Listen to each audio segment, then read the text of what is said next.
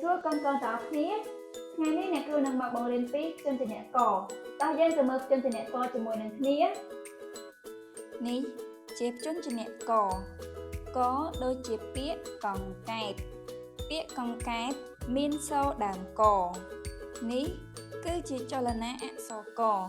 អក្សរកមាន5ចលនា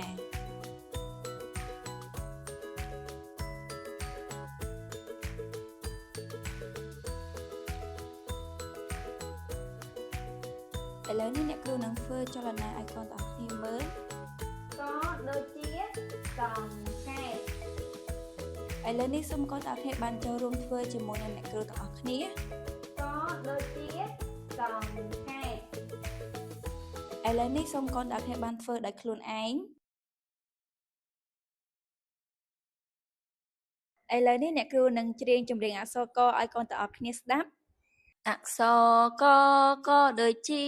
កង្កែបវាយំអែ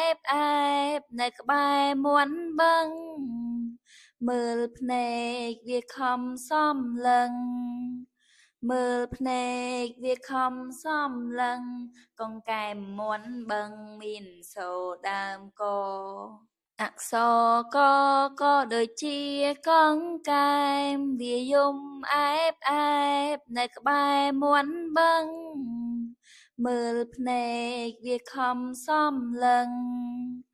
មើលភ្នែកវាខំសំឡឹងកង្កែបមាន់បឹងមានសូរដើមកឥឡូវនេះសូមកូនទាំងអស់គ្នាច្រៀងដោយខ្លួនឯង